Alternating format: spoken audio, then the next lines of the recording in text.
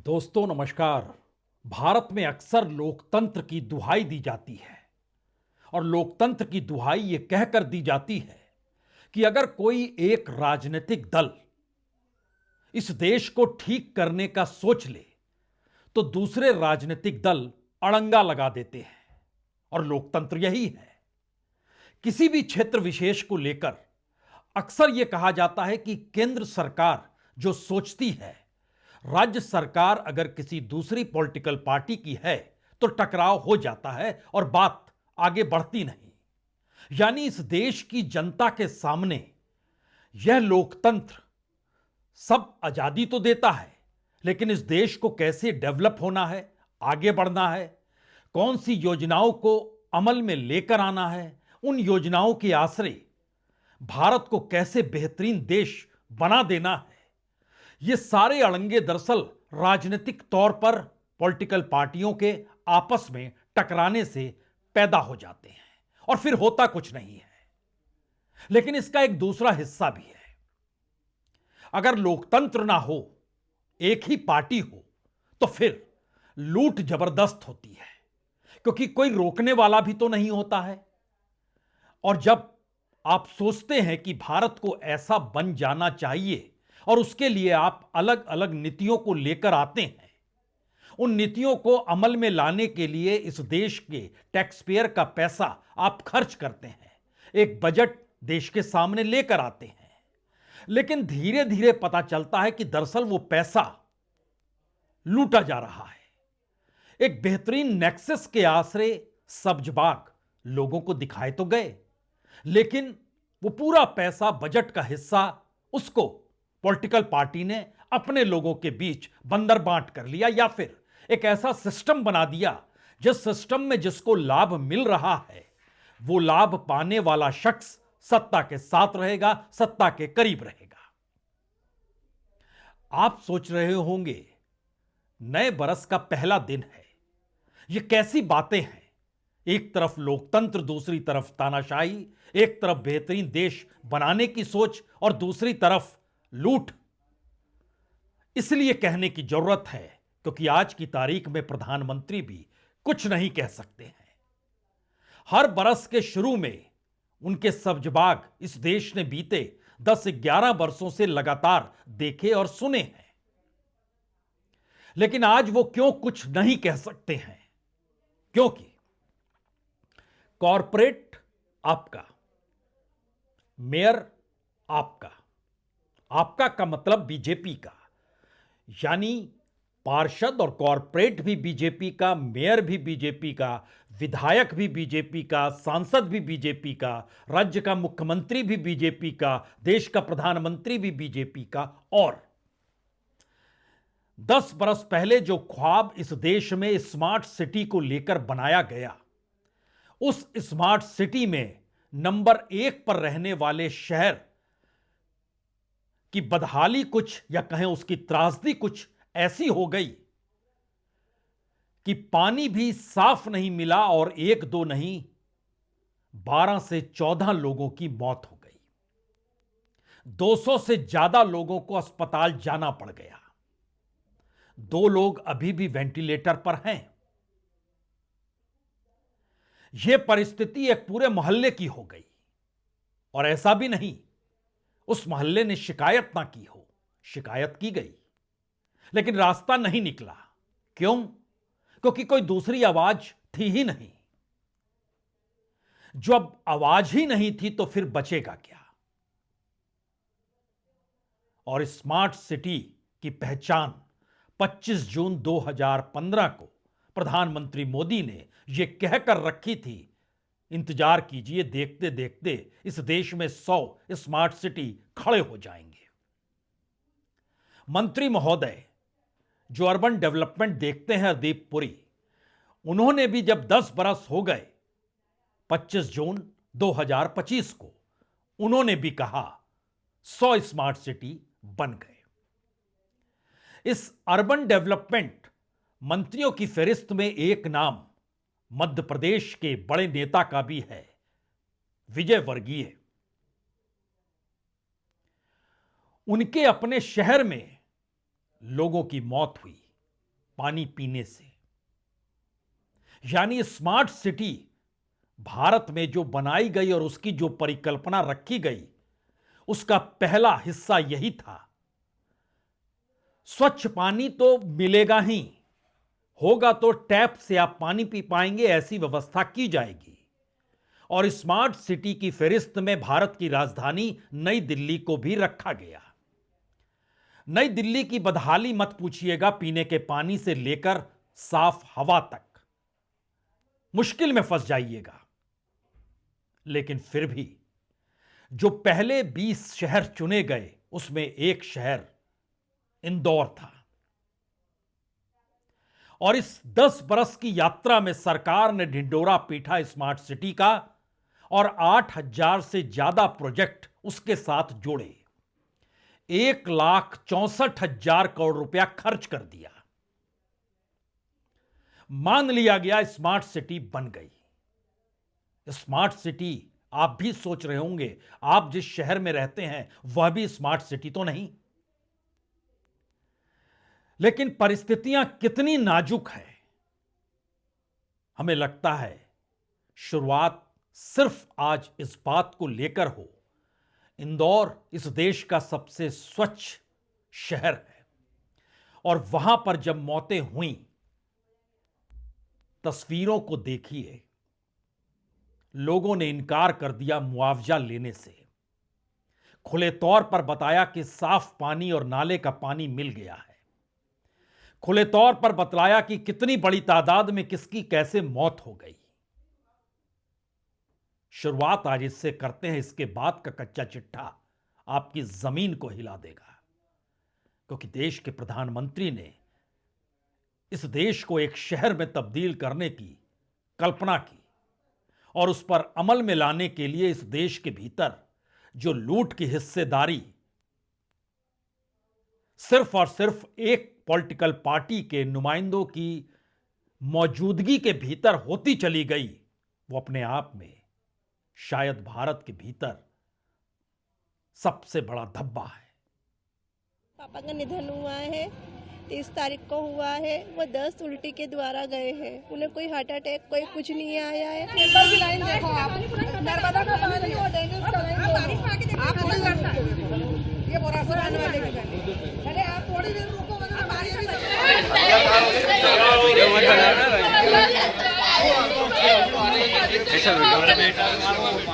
अब तो नया बरस आ गया है, लेकिन 2025 के 25 जून को इस देश के भीतर इंदौर सरीखे 100 स्मार्ट सिटी बना दी जा चुकी है। और आप हैरत में मत आइए, प्रधानमंत्री मोदी ने बकायदा 24 जून 2025 को जब 10 बरस पूरे हुए इस देश के 100 स्मार्ट सिटी को बनाने को लेकर, तो उन्होंने एक बात कही और उसको बकायदा सरकारी वेबसाइट पर डाल दिया गया। हमारी टीम ने इस पर काम करना शुरू किया और सोचा कि अब वाकई भारत 2047 में जो विकसित होने के सब्जबाग सपने दिखाए जा रहे हैं, कहीं उसकी हकीकत इस स्मार्ट सिटी में तो नहीं छुपी है। प्रधानमंत्री मोदी ने कहा 100 स्मार्ट सिटी दरअसल इस देश के भीतर एक चाबी है, की रोल अचीवमेंट है, जो 2047 में भारत विकसित होगा।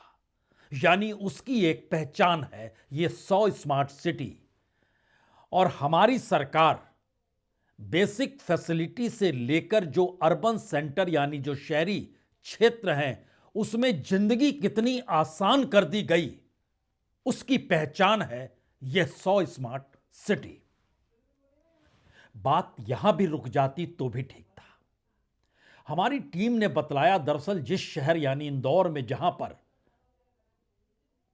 मौत हुई है, हालांकि सरकार कह रही है 12, मंत्री कह रहे हैं 9, पत्रकार कह रहे हैं 14, तो मौत के आंकड़े तक जमा कर पाने की स्थिति में अलग अलग राय उस शहर में है जो इस देश का अव्वल नंबर का सबसे बेहतरीन शहर है। उस शहर में बकायदा integrated command and control centre है। समझे मतलब? मतलब यह है कि आर्टिफिशियल इंटेलिजेंस और इंटरनेट के जरिए एक ऐसा मैनेजमेंट है जिसमें किसी भी हालत में इस शहर में कोई परेशानी हो ही नहीं सकती है। बावजूद इसके जो गंदा पानी टैप वाटर के साथ आया और लोग पीते चले गए और मौत आती चली गई, सैकड़ों लोगों को अस्पताल जाना पड़ गया, इलाज अस्पताल में भी उस रूप में मिला नहीं, बड़ी मुश्किल हालात थी। इन सब के बीच स्मार्ट सिटी और प्रधानमंत्री की कल्पना और 2047 में विकसित बनाने की सोच के पीछे अगर इस शहर को देखिए तो यहां पर सब कुछ बेहतरीन होना चाहिए, क्योंकि बकायदा कहा गया कि हमने स्मार्ट रोड बनाए, हमने साइकिल ट्रैक बनाए, हमने क्लासरूम बनाए, हमने हेल्थ सेंटर बनाए, हमने कुल मिलाकर एक ऐसी व्यवस्था की जिसमें पानी, बिजली, सड़क यह सबसे सुविधापूर्ण तरीके से लोगों को स्वच्छ तरीके से उपलब्ध हो जाए। भारत की राजधानी दिल्ली, वहां भी ये चीजें उपलब्ध नहीं है, लेकिन फिर भी 100 शहर स्मार्ट बनकर खड़े हैं। 1,64,000 करोड़ रुपए खर्च हो चुके हैं। 7,555 प्रोजेक्ट पूरे हो चुके हैं। 512 प्रोजेक्ट बचे हुए हैं और कुछ करोड़ रुपए बचे हुए हैं। इसके पूरे होते ही हो जाएंगे। और जानकारी सरकार से जो बीते बरस यानी चंद दिन भी नहीं हुए, अभी तो कुछ घंटे ही हुए हैं, दिसंबर के महीने में ही कहा गया, अर्बन मिनिस्टर के जरिए स्मार्ट सिटी बन चुकी, सारे प्रोजेक्ट पूरे, सारा पैसा खर्च, अब आप बेहतरीन जीवन जी सकते हैं। और सरकार की पोल पट्टी साल बीतते बीतते मौतों ने खोलनी शुरू कर दी। इससे ज्यादा त्रासदी और क्या हो सकती है। लेकिन बहरहाल इसके भीतर और घुसिए, इसलिए घुसने की कोशिश कीजिएगा क्योंकि कौन इतने पैसे कमाकर ले जाता और सब कुछ लूट में इस देश में कैसे तब्दील हो जाता है। इसलिए तब्दील हो जाता है क्योंकि जिन मंत्रियों और जिन नेताओं के हिस्से में ये सारी चीजें आती है कि आपको पूरा करना है, वह कुछ लोगों को जमा करते हैं, कुछ कंपनियों को जमा करते हैं। उन कंपनियों के आसरे उस स्मार्ट सिटी में कुछ कील ठोक दी जाती है। वो कील कम्युनिकेशन की हो सकती है, वो कील बेहतरीन सड़कों और दीवारों की हो सकती है, वकील टैप वाटर को लेकर भी हो सकती है, वकील किसी भी मायने में किसी भी तरीके की हो सकती है। तो फिर जो पैसा खर्च हो रहा है वो पैसा कहां पर जा रहा है, यह सवाल इसलिए बड़ा महत्वपूर्ण है क्योंकि सरकार स्पेशल पर्पस के तहत जो स्मार्ट सिटी का जिक्र उसने किया, उसमें बहुत साफ तौर पर कहा कि 28 शहरों को डेवलप किया गया है। ड्रिंकिंग वाटर ट्रीटमेंट कैपेसिटी लगभग 2,900 से ज्यादा मिलियन लीटर पर डे वहां साफ पानी हो सकता है और 17,026 किलोमीटर वाटर सप्लाई सिस्टम जो बकायदा मॉनिटर किया जाएगा, जो स्पेशल सिटीज जो क्रिएट की गई है उसके जरिए। यानी बाकी प्रोजेक्ट को मत देखिए, लेकिन सिर्फ आप इसको अगर समझ रहे हैं तो इसके दूसरे हिस्से में चले जाइए। आप कहेंगे दूसरा हिस्सा, सब कुछ अत्याधुनिक तरीके से लैस सरकार मान चुकी है, अपने वेबसाइट पर डाल चुकी है, लगातार प्रचार हो रहा है, सब कुछ चल रहा है। लेकिन जब जानकारी मिली तो पता चला कि दरअसल मौत के जिम्मेदार कौन थे। जो निगम के आयुक्त थे, नाम दिलीप यादव, गंदे पानी की शिकायत इन्होंने अनदेखी कर दी, यानी वो पूरा इंटीग्रेटेड सिस्टम कोलैप्स कर गया। पाइपलाइन की टेंडर प्रक्रिया पर नजर इन्होंने नहीं रखी। दूसरे शख्स रोहित सिसोनिया, अपर आयुक्त, अगस्त में टेंडर हुए थे, उन्हें रोक कर रखा, शिकायतों की अनदेखी कर दी गई। कमल वाघेला ये पार्षद हैं, 4 महीने तक क्षेत्र की परेशानी पर त्वरित निर्णय नहीं लिया, इन्होंने तत्काल में निर्णय नहीं लिया। महापौर कौन है? पुष्पमित्र भार्गव हैं, लगातार शिकायत आ रही थी, कोई कदम नहीं उठा रहे थे। जल कार्य प्रभारी बबलू शर्मा लगातार दूषित पानी सप्लाई होने के बावजूद ध्यान नहीं दे रहे थे। संजीव श्रीवास्तव जो प्रभारी थे, गंदे पानी की शिकायत आ रही थी, लीकेज खोजने के लिए निकल पड़े। शुभम श्रीवास्तव उपयंत्री है, ये जोन 4 जहां पर ये मौत हुई है, दूषित जल का निराकरण करना था लेकिन नहीं किया। योगेश जोशी सहायक मंत्री, इंदौर 311 हेल्पलाइन नंबर है ये। जो शिकायत आती है उस शिकायत को आगे बढ़ाना है, काम करना है। इन्होंने कोई जिम्मेदारी नहीं निभाई। सवाल अब इसके आगे का है, तो क्या वो पूरा सर्विलेंस के जो तौर तरीके थे वो फ्रॉड हैं या कागज पर दिखाए गए? क्योंकि जो अलग अलग जगहों पर पब्लिक सेफ्टी और सिक्योरिटी से लेकर वाटर सप्लाई और वाइब्रेंट पब्लिक स्पेसेस में जो प्रोजेक्ट्स पर खर्च हुआ है वो तकरीबन 90,000 करोड़ का खर्च हुआ है इस देश के भीतर में। और इस देश के हर राज्य को चुना गया। अगर आप सिर्फ इंदौर का जिक्र कर रहे हैं तो वहां पर लगभग 3-3.5 हजार करोड़ रुपए खर्च हो गए। अब यह ना पूछिए वो खर्च कहां हुए और पैसा कौन ले गया, क्योंकि वहां के मंत्री जो एक वक्त कॉरपोरेटर थे, एक वक्त मेयर थे, एक वक्त एमएलए थे, एक वक्त एमपी थे, इस वक्त अर्बन मिनिस्टर भी हैं, कैलाश विजयवर्गीय, वो किस रूप में कह रहे हैं। और आज जब वो कहते कहते उस मोहल्ले में पहुंचे तो मोहल्ले की महिलाओं ने शिकायतों का अंबार तो लगाया ही, उस गुस्से को भी दिखाया जिस गुस्से के पीछे कॉरपोरेटर हो, मेयर हो, एमएलए हो, एमपी हो, सीएम हो, पीएम हो, सबको वो चुनते हैं। और 2024 के लोकसभा चुनाव को अगर आप याद कर रहे हैं तो इस रूप में याद कीजिए, एक व्यक्ति तुरंत चुनकर आ गया था क्योंकि विपक्ष का कैंडिडेट ने अपना नाम वापस ले लिया और सामने सामने और जो निर्दलीय थे उन्होंने भी नाम वापस ले लिया, वो व्यक्ति चुनकर आ गया। तो भक्त गुस्से में है, आक्रोश में है। मंत्री महोदय सफाई दे रहे हैं।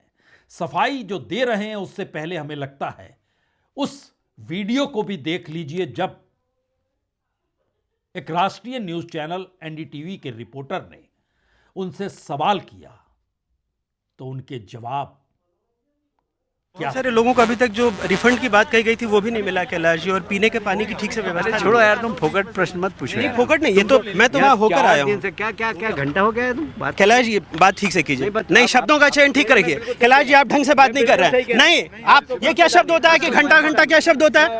आप, मैं तो जाऊंगा, लहजा इनको सुधारने कहिए। इतने सीनियर मंत्री घंटा घंटा क्या बोलते रहते हैं? बात करने की तमीज नहीं है। अभी लगातार मरीजों का आना प्रारंभ है और अभी 4 सुबह आए, मतलब वैसे तो 15-20 आए थे पर अन्य इलाज के लिए आए हो। और डायरिया के 4 पेशेंट आए, चारों को भंडारी हॉस्पिटल भेज दिया है। टोटल कल से लेकर परसों तक 200 लोग भर्ती थे, 1400 लोग इन्फेक्टेड है।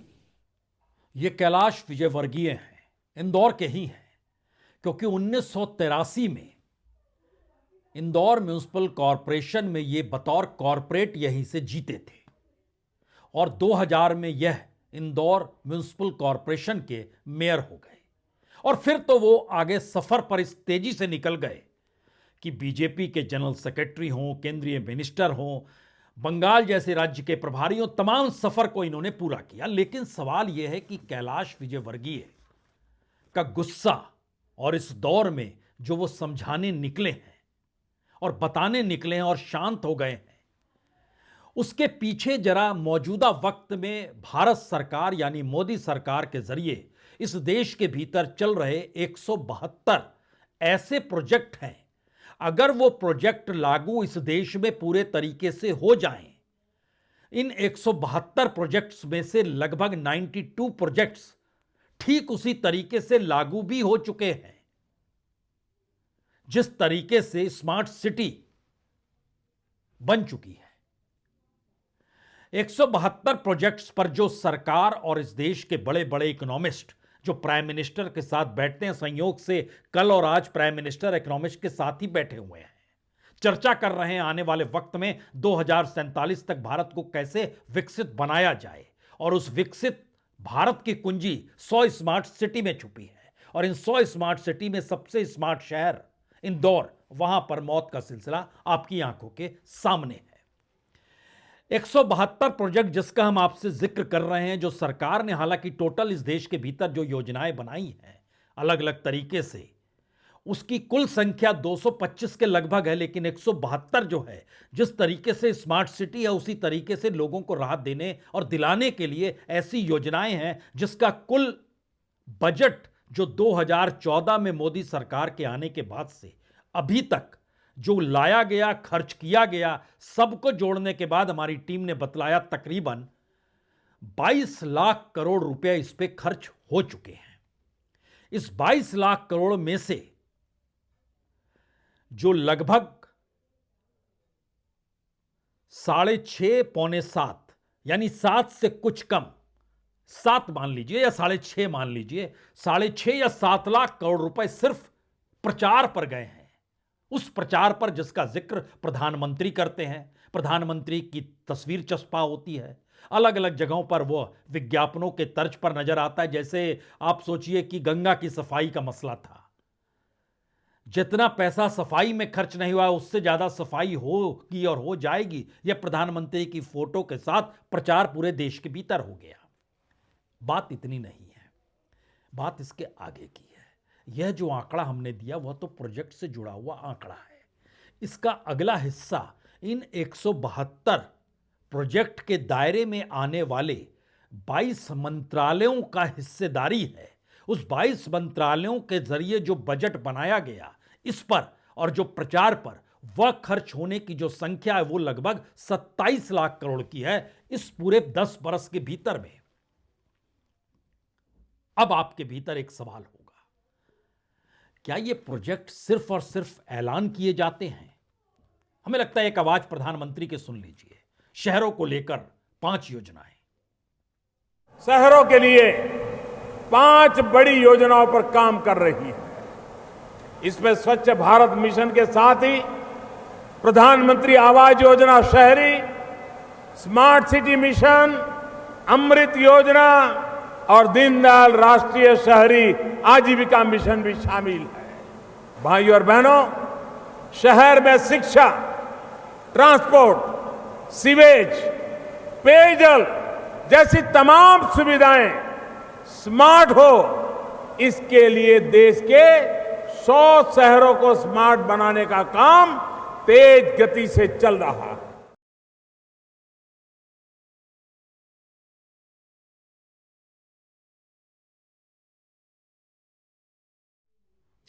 तो 2 तस्वीरें आपके सामने थी। एक तरफ प्रधानमंत्री इस देश के अर्थशास्त्रियों के साथ बैठकर आने वाले वक्त में भारत विकसित कैसे होगा, नया बजट कैसे बनेगा, नया बरस है तो किस रास्ते चलना है, इसको लेकर चिंतन मनन, और दूसरी तरफ रैलियों में इस देश की कुछ योजनाओं का ऐलान।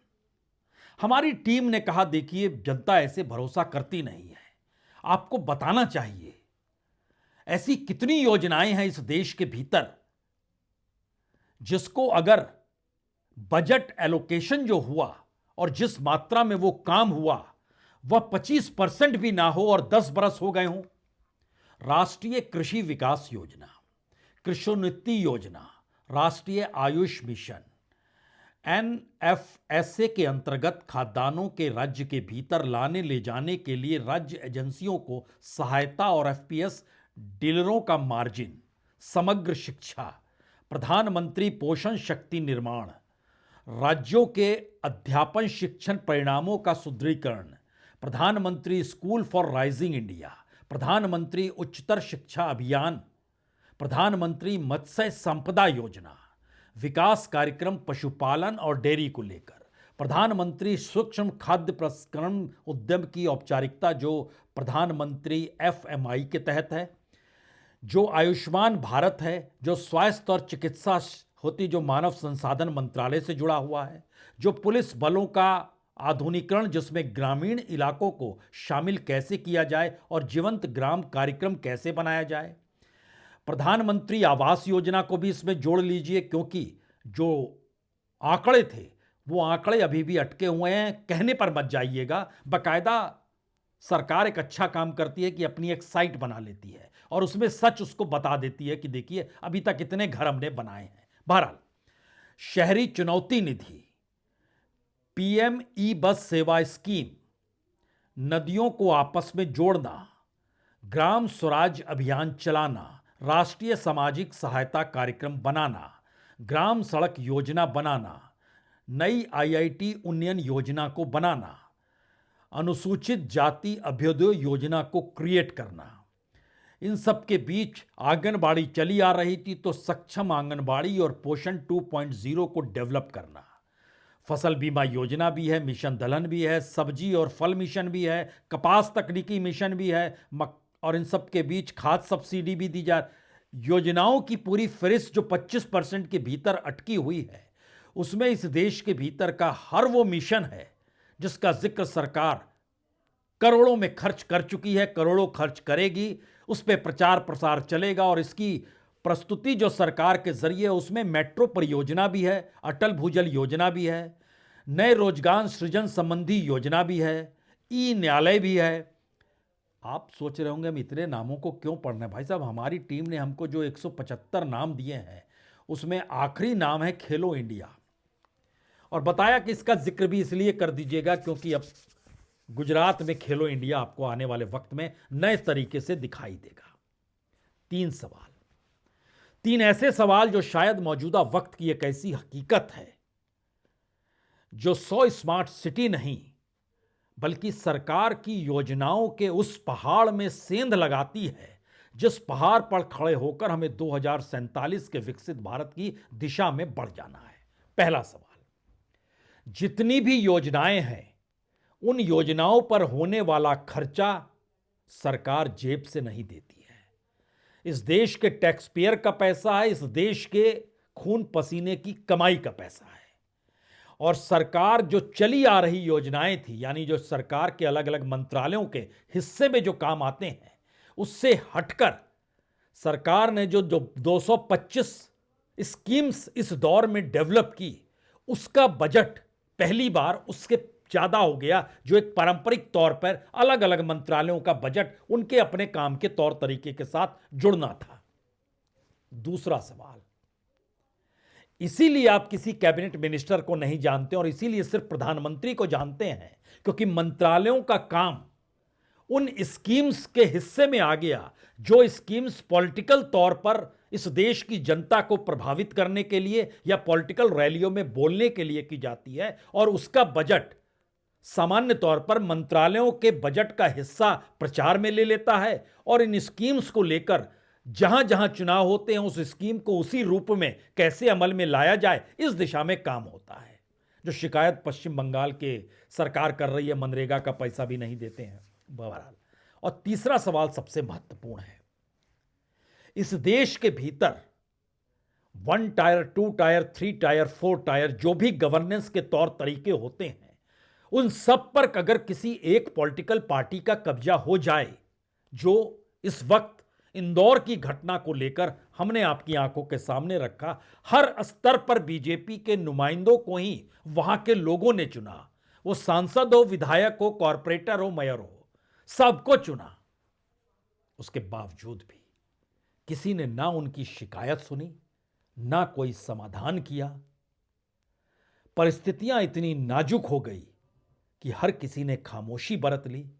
तो जिन लोगों ने अपने नुमाइंदों को यह सोचकर चुना इससे बेहतर तो कुछ नहीं, उनकी जिंदगी के हिस्से में जो कुछ आया, उसके बाद उनके जो सवाल हैं, उन सवालों का जवाब देश के प्रधानमंत्री कैसे देंगे।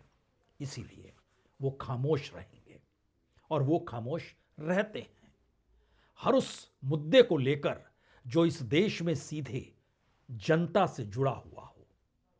हर घटना विशेष को लेकर सोचना शुरू कीजिए। प्रधानमंत्री हर उस मुद्दे पर कहते हैं जो राष्ट्रीय और अंतर्राष्ट्रीय प्रभाव की दिशा में ले जाए, लेकिन जब आप जिले, गांव, शहर, मोहल्ले और इस देश की जनता के जुड़े सवालों का जिक्र करेंगे तो एक खामोशी बरत ली जाएगी, और 2047 के विकसित भारत के उस सपने को सामने रख दिया जाएगा जिसकी कुंजी इस स्मार्ट सिटी के उस नेक्सस में छुपी है, जिसने कब कैसे 1,64,000 की योजनाओं के मातहत अलग अलग 172 योजनाओं के जरिए 25 से 30, 35, 40 लाख करोड़ रुपए 10 बरस में कहां बहा ले गए, कोई नहीं जानता है। बहुत बहुत शुक्रिया, बहुत बहुत शुक्रिया।